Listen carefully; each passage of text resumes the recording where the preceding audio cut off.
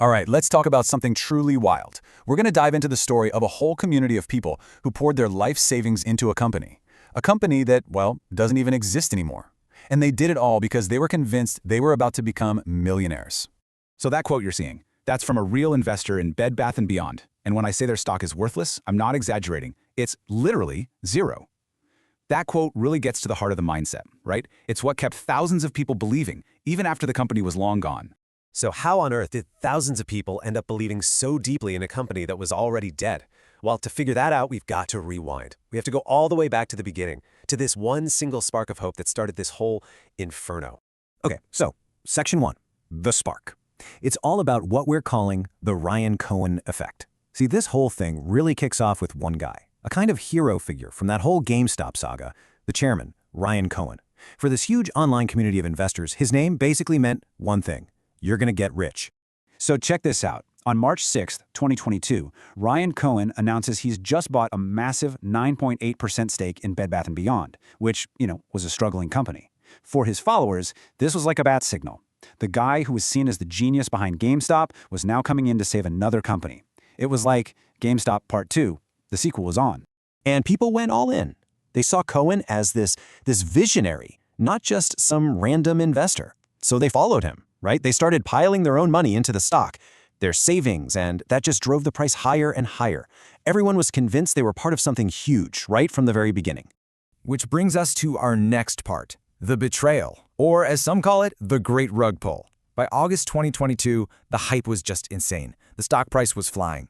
But the hero of our story, he was about to do something completely unexpected, something nobody saw coming. You see, investors were hanging on his every word, or in this case, his every emoji. He sent out a tweet with a smiling moon emoji, and to the community, that wasn't just a picture. No, that was a secret code. It was a sign that he was in it with them, that he had their back, and they were all going to the moon. And then, just 2 days later, the rug gets pulled. Regulatory filings come out, and they show that Ryan Cohen has sold his entire stake in the company. Just as the stock was hitting its peak, a peak he helped create, he sold every single share. He was out.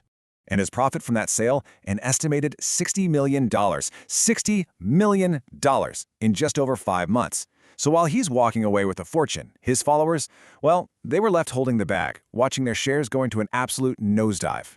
I mean, the impact was just devastating. People had literally taken out loans, bet their life savings on this guy. They truly believed he was going to make this thing explode, and now just disbelief, financial ruin for so many.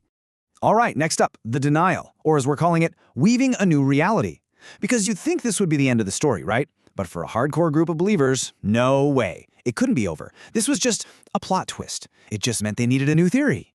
So instead of seeing Cohen's massive sale as a betrayal, they reframed it. It wasn't him abandoning them. It was some kind of brilliant 4D chess move. And to understand it, they had to do their due diligence, or DD, as they call it, which really meant one thing: digging for cryptic clues and building elaborate theories. And this is where things get really wild. They built this whole new reality. So the theory was that Ryan Cohen was secretly working behind the scenes to merge Bed Bath & Beyond into a new company called Teddy. And how is he communicating this plan? Through clues hidden in children's books, he wrote. Meanwhile, the reality? The company was defaulting on its debt, closing stores, and marching straight toward bankruptcy. And this wasn't just a few people on a forum. Live streams, like this thing called the PP Show, became these huge community hubs. I'm talking thousands of people tuning in for hours every single day, just reading kids' books together, trying to figure out what their hero, Ryan Cohen, was secretly trying to tell them. It was a full-time job for some. So that brings us to the next section, the collapse, or how bankruptcy can somehow be seen as a good thing. Because while a community was getting lost in this world of secret codes, the company itself, in the real world, was completely falling apart. And the bad news just kept coming. In September 2022, the company's CFO tragically died by suicide. By April 2023, Bed Bath & Beyond officially filed for bankruptcy. And then, in September 2023, the final nail in the coffin. All remaining shares were canceled, extinguished, gone. But what's absolutely wild is that for the believers, none of this was bad news. Yeah, you heard that right. They believed the bankruptcy was actually the best thing that could have happened. See, in their minds, this was all part of Cohen's genius plan. He needed the company to go bankrupt to wipe out all the debt before this amazing merger with his new company, Teddy. Every single piece of terrible news was somehow bullish. And this logic, it went all the way to the bitter end. When the official notice came out that their shares were being extinguished, that they were now worth zero, the community celebrated. Why? Because obviously you had to get rid of the old shares to make room for the brand new, super valuable Teddy shares they were all about to get. It was unbelievable. So now we're in the aftermath. We've got new profits, but it's the same old hope. I mean, the company is gone. The stock is gone. Ryan Cohen is nowhere to be seen. You'd think that'd be it, right? Game over. But no. The community didn't fall apart. It just evolved. A whole new cast of characters stepped up to fill that leadership vacuum. You had guys like PP Seeds, the host of that live stream, who was taking in thousands in donations. You had Bill Pulte, another investor who got famous for talking to Ryan Cohen on Twitter, and he started asking for donations too. And then you had other characters doing bizarre stunts to keep the energy up, all of them, in one way or another, profiting from this hope that just refused to die. But while these new leaders were keeping the hype train going, behind the scenes, the real-world toll on the followers was just getting worse.